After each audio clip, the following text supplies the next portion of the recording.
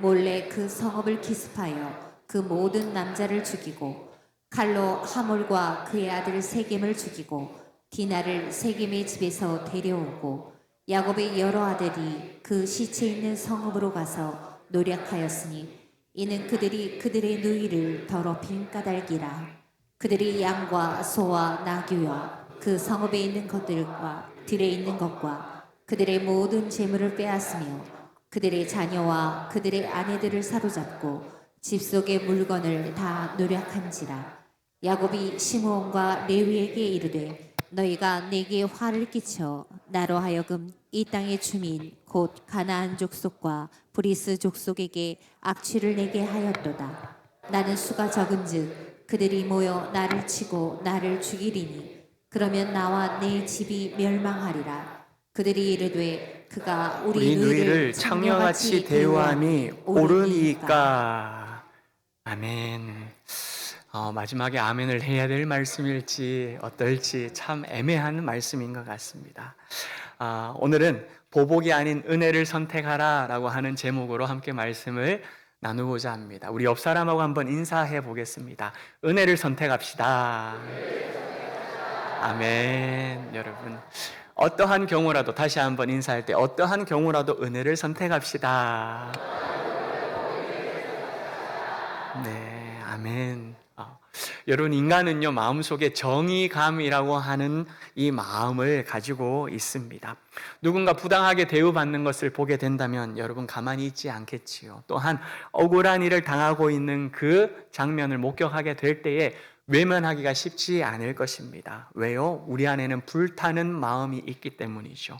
잘못된 것을 보면서 이글 저건 아닌데 라고 싶은 그러한 마음이 있기 때문일 것입니다. 그런데 여러분, 문제는요, 그 정의감이 하나님 없이 폭발하게 될 때에 문제가 생긴다는 것이죠. 그때는 정의가 아니라 그것이 오히려 보복으로 잘못 번져가게 될 수 있다는 것입니다. 오늘 말씀 창세기 34장이 이 이야기를 잘 그려주고 있습니다. 보복이 오히려 그 정의감이 오히려 하나님 없을 때는 보복이 된다는 것을 보여주고 있다는 것이지요. 야곱의 딸 디나가 세겜 땅에서 수치를 당하는 가슴 아픈 일이 펼쳐지게 됩니다. 참 너무나도 슬픈 일이지요. 그런데 이 디나를 수치스럽게 만들었던 사람 이름이 성경에 보면 세겜이라고 나오는데, 세겜 땅에 세겜이라는 자가 부족이기도 합니다. 이 자가 바로 디나를 건들게 되었는데요, 그 세겜의 아버지 하몰이라는 사람은 그 아들의 저지른 잘못을, 문제를 해결하기 위하여서 결혼하자라고 이렇게 제안을 합니다. 결혼으로 문제를 덮으려고 했던 것이죠. 이 사실을 알게 된 야곱의 아들들이 분노하기 시작합니다. 그 아들들은 이 분노를 인간적인 방법으로 해결하려고 하게 되는데요, 결국 어떻게 되느냐? 여러분, 피해 보복으로 끔찍한 일을 저지르게 되고 수많은 사람들을 살육하게 되는 장면이에요. 더 큰 죄를 저지르게 되었다라는 것이지요. 여러분, 이 사건은 하나님의 백성들이 세상의 길을 따라갈 때에 일어나게 되는 영적 비극을 우리에게 보여주는 경고의 말씀입니다. 그러나 이 비극 속에서도 하나님께서는 우리를 다시 은혜의 자리로 불러주시고 그 문제들을 치유하시고 회복하시는 분, 그분이 바로 우리 하나님이라는 사실도 함께 보여주는 말씀, 그것이 34장 그리고 35장의 내용이지요. 사랑하는 여러분들, 오늘 말씀 안에서 우리는 앞에도 함께 서로 나누었지요. 보복이 아니라 뭘 선택하자고요? 은혜를 선택하자고요. 보복의 길이 아니라 은혜의 길로 나아갈 수 있는 주의 자녀들이 되기를 다시 한번 간절히 소망합니다. 그렇다면 오늘 말씀 우리에게 무엇을 전해주고 있느냐? 첫 번째는요, 약속을 잊어버리게 되면 은혜의 자리를 잃어버리게 된다라는 것입니다. 여러분, 깜빵 잊어버리는 것은 우리 머리에서, 우리 마음에서 잊어버립니다. 그런데 여러분, 손에서 빠져나가고 내 발에서, 내 삶에서 사라져버리는, 잃어버리는 것은 안타까운 일이죠. 그런데 오늘 이 말씀, 약속을 잊어버리게 되니까 은혜의 자리를 잃어버리게 된다라는 것이지요. 한번 같이 고백했으면 좋겠습니다. 약속을 잊어버리면 은혜의 자리를 잃어버리게 됩니다. 네, 여러분. 다나는 세겜 땅의 여인을 보기 위하여서 나아갔다라고 성경은 말씀하고 있어요. 세상 속으로 들어간 것이지요. 별일 아닌 듯 보이지 않습니까? 아니, 세겜 땅에 사람들 보러 가는 게 뭐가 그리 문제냐 여길 수 있습니다. 하지만 그 한 걸음이 문제의 시작이 되었다라는 것입니다.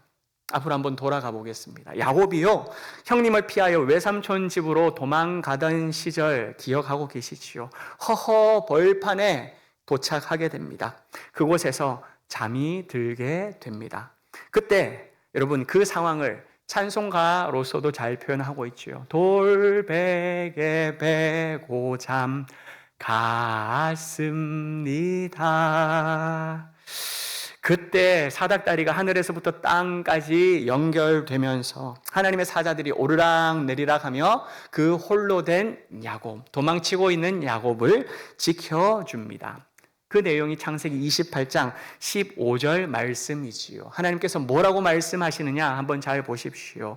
내가 너와 함께 있어서 네가 어디로 가든지 내가 너를 지켜주겠다라고 말씀하셨어요.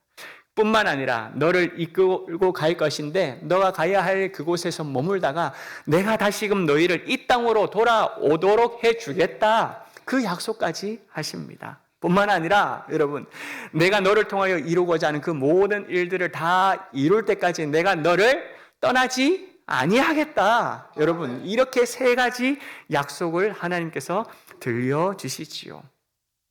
외톨이인 줄 알았는데 하나님께서 나를 떠나지 않겠다라고 하시는 이 말씀, 그 음성을 듣게 되자 이 야곱이 얼마나 행복했을지 모릅니다.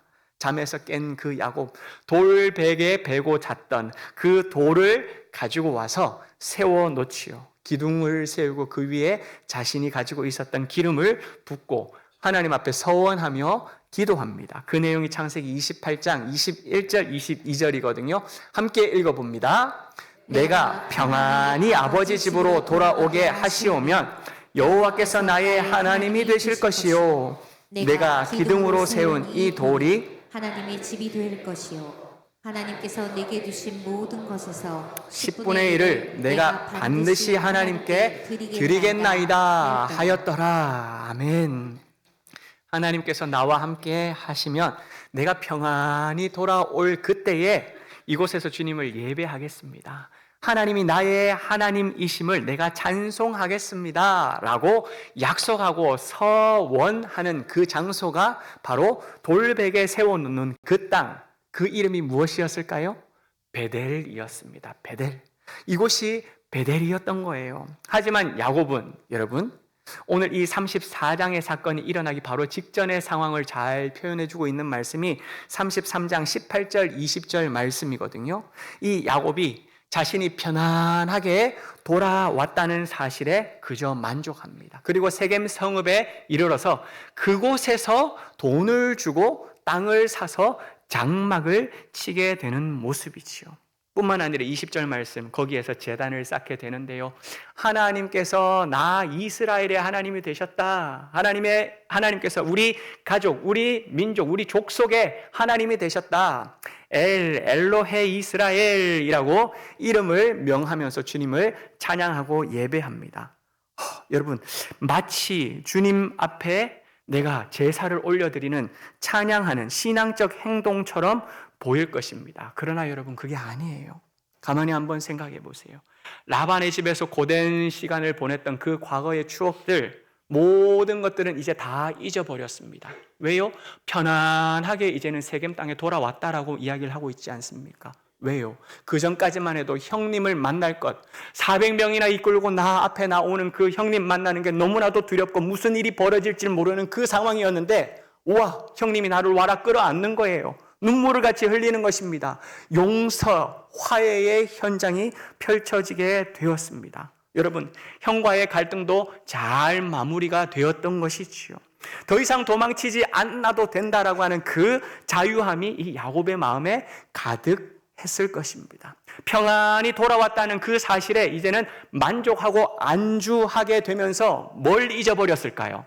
서원했던 것을 잊어버리게 되었다라는 것이죠. 그러면서 세겜 땅이 보니까 괜찮아요. 돈을 주고 세겜 땅을 삽니다. 그리고 난 다음에 하나님, 이스라엘의 하나님이십니다 라고 그렇게 제단을 쌓고 있는 장면이라는 것이지요. 겉보기에는 맞아요. 신앙적 모습, 주님을 찬양하고 예배하는 모습처럼 보입니다. 하지만 아니라는 거예요. 왜 아닐까요? 하나님과 서로 약속했던 땅, 하나님께서 다시 돌이키겠다라고 했던 그 땅, 그리고 야곱도 내가 다시 돌아와서 주님 앞에 제단을 쌓겠다라고 했던 그 언약을 맺었던 땅은 무슨 땅입니까? 베델이에요, 베델. 하나님께서 다시금 돌이키겠다라고 약속하신 그곳은 베델이라는 것이죠. 그러나 지금 야곱은요, 자기가 편한 자리에 제단을 쌓고 있다는 것입니다. 자기가 그냥 여기 괜찮다라고 여기는 그곳을 안주하면서 신앙생활 나 여기서 하겠다라고 이렇게 하고 있는 모습이라는 것이지요. 무슨 말일까요? 자기 방식의 예배라는 거예요. 자기 중심적 신앙생활이라는 것입니다. 예배는요, 하나님께 올려드리는 것이거든요. 하나님이 주인 되는 것입니다. 그런데 지금 이제는 누가 주인이 되겠다고요? 내가 주인이 되겠다는 것입니다. 내 하고 싶은 대로 그렇게 예배를 드려도 하나님께서 받아주시겠지라고 여겼다라는 것입니다. 여러분, 살다 보면요, 더 이상 하나님을 의지하지 않아도 될 것처럼 느껴지는 순간이 있습니다. 왜 그럴까요? 문제가 다 해결되었거든요. 아둥바둥거리면서 살 필요가 없다라고 느껴지기 때문이거든요. 지금 형과도 이제는 화해도 잘 했습니다. 두려움이라는 게 다 사라져 버렸다는 것입니다. 삶에도 안정이 찾아오게 되었다는 것이죠. 이럴 때 여러분, 신앙생활을 내 편한 대로 내가 주인이 되어서 하고 싶은 대로 신앙생활을 하게 되는 모습이 지금 이 세겜에서의 야곱의 모습이라는 것이지요. 그러나 여러분, 그 평안함이요, 오히려 우리에게는 영적 무감각함을 불러오게 된다는 사실 알고 계십니까? 그때 일어난 사건이 바로 이 오늘 말씀 창세기 34장 디나의 부끄럽고 수치스러운 사건이 벌어지게 되었다라는 것입니다. 사랑하는 여러분, 먼저 오늘 이 말씀에서 우리가 붙들어야 될 것 하나가 있어요. 뭐냐? 세겜과 같은 자리를 우리가 지금 경계해야 한다라는 것입니다. 세겜과 같은 자리 경계해야 돼요. 모든 것이 안정돼 보이는 자리입니다. 여러분, 모든 것이 평안하게 굴러가고 흘러가는 것처럼 보이는 자리, 그곳이 바로 세겜이라는 것이지요. 그런데 여러분, 가만히 한번 생각해 보십시오. 그렇게 평안이 깃들면서 우리의 기도가 점점 더 식어지고 있다면 여러분, 이거는 경고의 신호입니다. 여러분, 예배를 드리는데도 불구하고 그 예배가 그냥 약해지고 익숙해져 가고 있는 예배의 모습으로 바뀌어져 가고 있다면요, 여러분, 이거는 위험한 신호라는 것이지요. 말씀을 듣는데도 불구하고 감동이 없습니다. 은혜가 없습니다. 그냥 그저 그런 말씀, 어제의 말씀 오늘 말씀이고 지난주 말씀 그냥 오늘 또 비슷하고 그냥 그거지 뭐 라고 이야기를 한다면 여러분, 그것은요, 평안의 자리가 아니라 은혜를 잃어버리는 자리가 된다는 거예요. 하나님과 서원 맺었던 그 약속을 잊어버리게 되니까 은혜가 점점 사라져버리고 내가 신앙적으로 무너져 내려앉는, 은혜를 잃어버리는 자리로 우리가 나아가게 된다라는 것이지요. 오늘 말씀을 통하여 여러분, 우리 안에 자리 잡고 있는 영적 무감각함이 있다라고 한다면 하나님, 이거 주님께서 씻어 주시옵소서. 주님께서 제거하여 주시옵소서. 그리고 다시 한번 하나님과 맺은 언약의 약속의 말씀, 내가 주님 앞에 기도하고 서원하고 매달렸던 그 은혜의 시간들 주님 다시 회복되게 해 주시옵소서. 이 세겜에 머무는 것이 아니라 베델로 올라가는 저와 여러분 될 수 있기를 주님의 이름으로 간절히 소망합니다. 이것이 우리가 붙들어야 할 첫 번째 메시지라는 것이지요. 두 번째 말씀은요, 하나님 없는 정의는 폭력으로 변하게 된다라는 사실입니다. 여러분, 하나님이 임재하지 아니하는 정의는 인간으로 의하여서 폭력으로 바뀌게 된다라는 것이지요. 디나를 욕보였던 사람 세겜이라고 말씀드렸어요. 그의 아버지 하몰은 결혼하자라고 제안을 했습니다. 우리가 서로 통혼하면 되지 않겠느냐? 우리의 딸들을 너희들에게 주겠다. 그리고 또 너희들의 딸들도 우리에게 서로 주라. 그리하여서 서로 한 민족이 되자라면서 세상의 방식으로 이 문제를 덮고 해결하려고 했습니다. 그런데 여러분, 이 상황 앞에서 야곱이요, 침묵하고 있다라는 사실이에요. 5절 말씀을 한번 보실까요? 딸 디나가 지금 부끄러운 일을 당했다라고 하는 소식을 어떻게 했습니까? 야곱이 들었으나 라고 나오죠.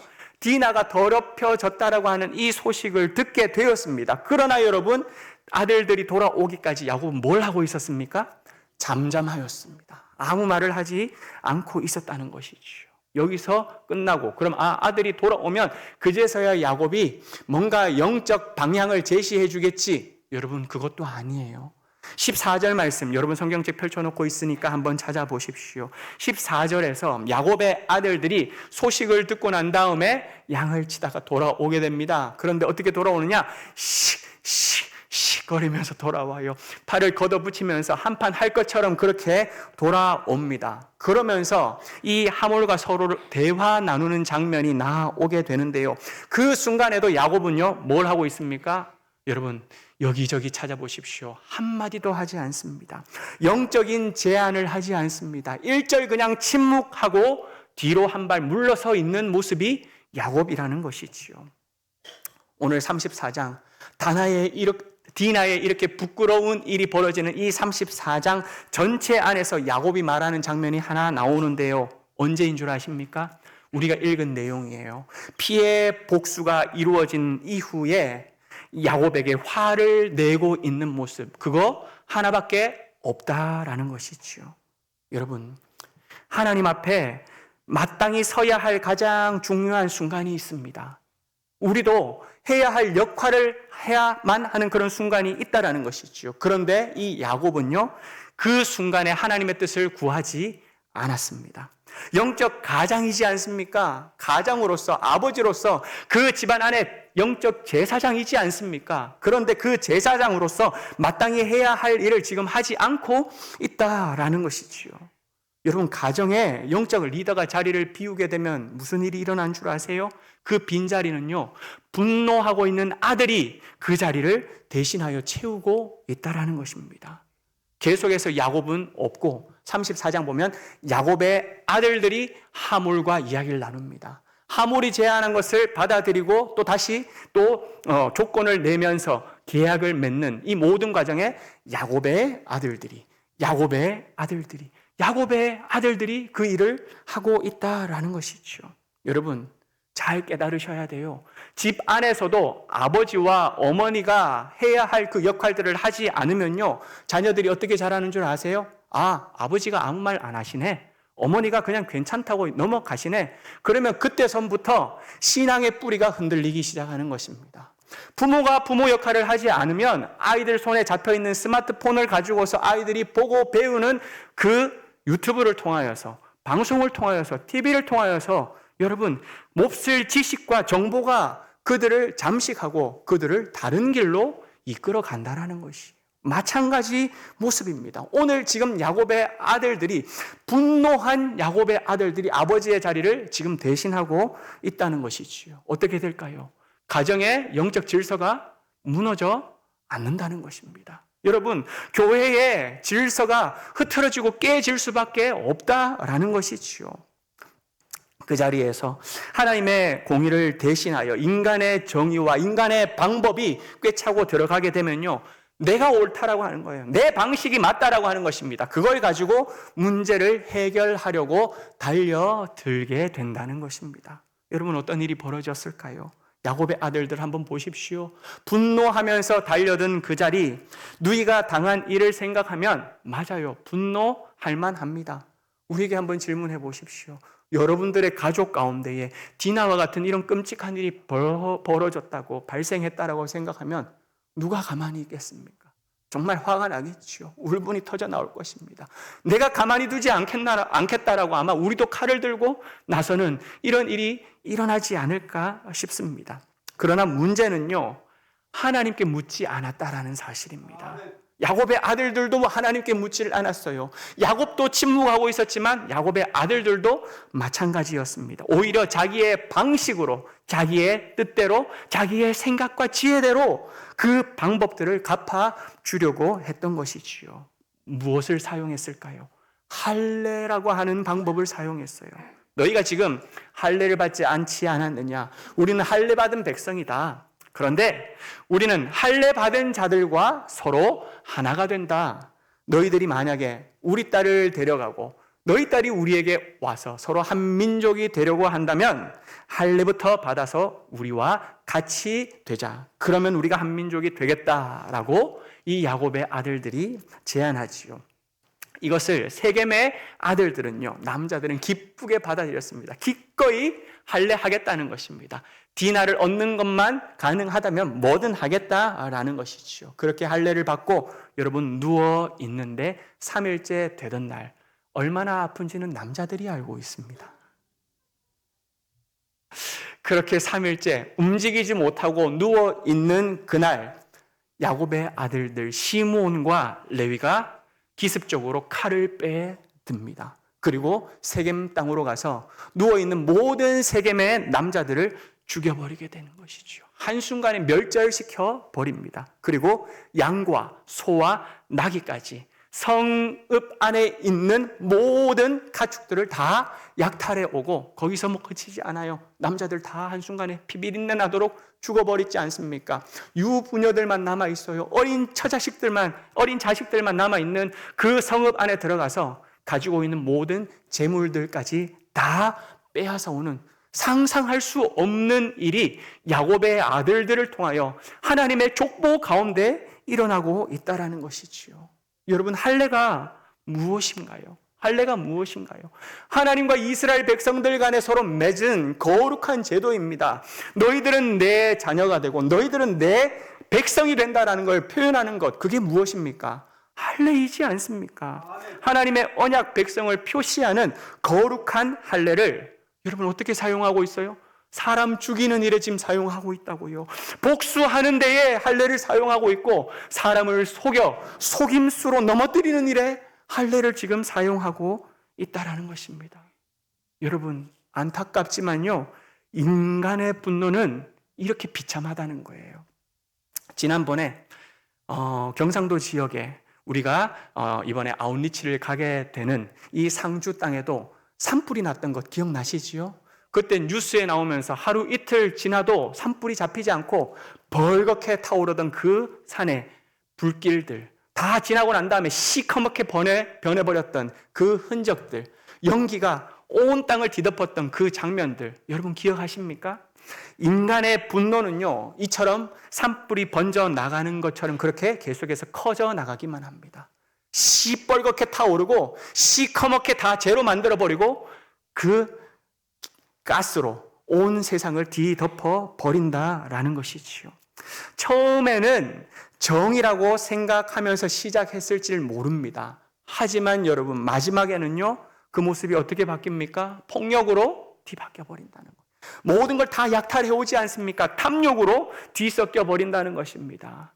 올바른 정의였다라고 이야기를 하지만 말미에 가서는 죄가 되고 말고 온 마음 안에, 온 영역 안에 죄로 그냥 가득 채워져 버리는 것, 이게 인간의 정의라는 것이지요. 왜요? 사람은 한계가 있는 존재이기 때문입니다. 하나님 없는 공의는요, 그 안에 은혜와 사랑이 빠져버리기 때문에 언제나 왜곡되어질 수밖에 없다라는 것이지요. 우리는 생각할 수 있을 것입니다. 속 터져. 화가 나. 억울해. 저런 사람은 벌받아야. 다 가만히 있네? 어떻게 이 모습을 보고 가만히 있지? 나라도 나서서 내가 바로 잡아야지. 네, 여러분, 옳습니다. 그런 마음이 우리에게 들 수 있을 것입니다. 그러나 여러분, 이러한 울분과 내 안에 들어온 이 정의감, 이 마음들을 우리가 하나님 앞에 내어드리지 않으면요, 어떻게 되느냐? 아무리 의로운 분노라 한다 할지라도 죄로 변질되고 왜곡된다는 것입니다. 아무리 그것이 정의롭다 할지라도 여러분, 결국에는요, 인간의 정의는 다른 사람을 상하게 할 뿐만 아니라 나 역시도, 나 안에도 상처를 입히게 된다라는 것이지요. 사랑하는 여러분, 오늘 말씀을 통하여 우리가 두 번째로 붙들기를 원하는 건 이것입니다. 의분 생길 수 있습니다. 여러분, 바로 잡아야 할 것들 많이 있을 것입니다. 하지만 우리 동일로 교회 성도님들께서는 그 의분이 생길 때에 여러분, 정의가 불타오를 때에 하나님 앞에 먼저 엎드려 그 의분을 올려드리고 기도할 수 있기를 간절히 축복합니다. 왜요? 주님의 공의를 먼저 구해야 한다는 것입니다. 인간의 정의는 은혜가 사라져요. 사랑이 빠져나가 버립니다. 여러분, 결과는요, 패망의 길로 가게 되는 것이에요. 그러나 그 공의가 필요한 현장을 하나님 다 보고 계시잖아요. 알고 계시지 않습니까? 그렇다면 나의 그 의분을, 나의 그 정의로움을 주님 앞에 가져가서 하나님의 공의로 채워주옵소서, 하나님의 공의로 다스려 주시옵소서, 그렇게 구하고 주님을 의지할 수 있는 우리가 되기를 주 예수 그리스도의 이름으로 간절히 소망합니다. 이게 우리가 붙들어야 할 믿는 자들의 자세라는 것이지요. 마지막으로 세 번째 말씀은요, 보복의 끝에는 두려움이 남지만 은혜의 길에는 회복이 뒤따른다 라고 하는 사실입니다. 우리 같이 한번 고백해 볼까요? 보복의 끝에는 두려움이 남지만 은혜의 길에는 회복이 뒤따릅니다. 아멘, 아멘. 여러분, 피해 복수가 끝나고 난 다음에 드디어 야곱이 등장한다라고 말씀드리지 않았습니까? 34장에서 처음으로 이야기를 하는 내용인데, 여러분, 아들에게 버럭 화를 내는 장면이에요. 첫 마디가 화내는 장면이라고요. 창세기 34장 30절 말씀을 우리가 함께 읽어보겠습니다. 야곱이 시몬과 레위에게 이르되 너희가 내게 화를 끼쳐 나로 하여금 이 땅의 중인 곧 가나안 족속과 브리스 족속에게 악취를 내게 하였도다. 나는 수가 적은즉 그들이 모여 나를 치고 나를 죽이리니 그러면 나와 내 집이 멸망하리라. 이것도 진짜 아멘을 해야 될지 말아야 될지 모르는 말씀인데, 그래서 더 신비롭습니다. 여러분, 보복의 결과가 지금 뭘로 야곱에게 다가왔습니까? 두려움이에요. 맞아요. 불안이에요. 걱정이에요. 염려였습니다. 아버지 야곱은요, 이 피해 복수가 일어나고 난 다음에 더 눈덩이처럼 커지는 일이 우리 가정에 둘러 들어오지 않을까 불안에 휩싸였던 것입니다. 그런데 여러분, 반대로 한번 생각해 보실까요?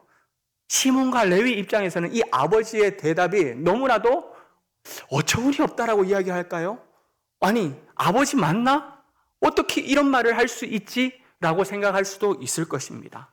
상황을 한번 보십시오. 딸이 지금 부끄러운 일을 당하였어요. 내 딸이 지금 부끄러운 일을 당하였다고요. 그런데 아버지는요, 마치 자기만 생각하는 듯 이야기하고 있지 않습니까? 뭐라고 말합니까? 너희가 지금 나에게 화를 끼쳤다라고 이야기를 합니다. 그리고 나는 지금 숫자가 이렇게 적은데 그들이 모여서 지금 나를 치게 되면은 나를 죽이게 될 것이고, 그러면 내 집이 멸망하게 될 것이다. 여러분, 누구만 남아 있습니까?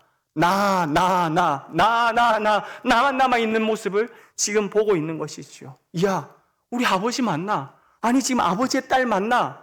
오라버니 입장에서는요, 시므온과 레위가 바라보면서는 아버지의 이 태도, 아버지의 이 말, 여러분 너무나도 마음에 안 들었을 것입니다. 그래서 여러분들 읽었던 34장 마지막 절이거든요. 31절 뭐라고 이야기를 하느냐? 아니, 아버지, 그가 우리 누이를 지금 장녀처럼 이렇게 대했는데 이렇게 대우하는 것이 아버지는 옳다고 생각하십니까? 쏘아대면서 34장이 마무리된다라는 것이지요. 무슨 뜻일까요?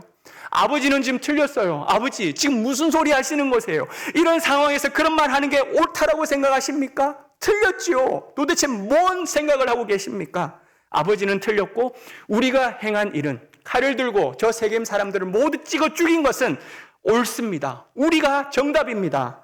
자기 의로 지금 가득 차 있는 모습을 보게 된다는 것입니다. 그렇습니다, 여러분. 보복은요, 언제나 결말이 불안으로 다가온다는 것입니다. 보복의 결과는 여러분 두려움이 남는다는 것입니다. 내 보복했으니까, 복수했으니까, 시원하다. 이제 끝났다. 나 다 털어냈다. 여러분 그렇게 생각하시나요? 말씀이 아니라고 이야기를 하고 있지 않습니까? 보복은요, 오히려 또 다른 두려움, 그 앞에 직면하게 된다는 것입니다. 여러분, 보복의 끝은요, 자기 의만 가득 채워져 있는 모습을 보게 되는 거예요. 내가 옳습니다. 당신 틀렸습니다. 하나가 되는 것이 아니라 애썼어. 너 수고했어. 그래, 너 참 잘했구나. 격려해 주는 것이 아니라 아버지 틀렸어요. 우리 옳아요. 무슨 소리 하시는 거예요? 갈라지고 찢어지는 것, 상처 투성이만 남는 것, 이게 바로 복수와 보복의 결과라는 것이지요. 여러분, 인간의 정이라는 그 이름으로 우리가 행한다 할지라도 그 안에 하나님이 계시지 아니하면 그 끝에는 평안이 없다라는 것입니다. 평안이 없어요. 그러나 하나님께서는요, 이 두려움 속에 있는 야곱과 그의 가족들을 두려움의 자리에서 다시금 은혜의 길로 초대하신다라는 사실이에요. 은혜의 자리로 두려워하지 말라, 걱정하지 말라. 내가 너희들을 만지고 치유하고 회복하고 문제를 해결해 가겠다라고 은혜의 자리로 초대하시는 분, 그분이 우리 하나님 아버지라는 사실입니다. 여러분, 35장 1절 말씀이거든요.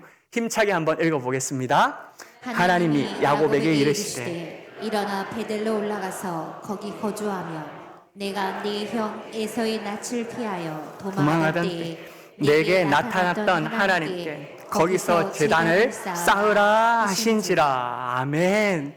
여러분, 지금 베델로 올라가라 라고 말씀하고 있죠. 이게 무슨 말씀일까요? 너 지난번에 벌판에서 그렇게 잠들어 있을 때에 하늘에서부터 사닥다리가 내려와 주의 사자들이 너를 지키고 보호할 때 너가 했던 그 약속의 땅 베델, 너 지금 그곳 기억하고 있니? 잊어버리지 않았니? 하나님께서 그 서원했던 약속을 다시금 일깨워 주는 분, 그분이 바로 우리 하나님이라는 사실입니다. 여러분, 우리가 거주해야 할 땅이 어디입니까? 세겜입니까? 내가 편안하다라고 여기고 있는 그 자리, 오히려 영적 무감각한 자리로 내몰고 있는 그 자리가 우리가 있어야 할 자리인가요? 아니지요. 베델을 바라보아야 되지 않습니까? 베델의 뜻이 하나님의 집이에요. 하나님이 임재하는 그 땅을 바라보며 살아야 하고 그곳으로 나아가야 하는 것, 그것이 우리의 삶인데 너가 거주해야 할 자리, 그곳은 세겜이 아니라 베델이다 라고 하는 그 사실을 우리에게 깨우쳐 주시는 분, 그분이 바로 우리 하나님이라는 것입니다.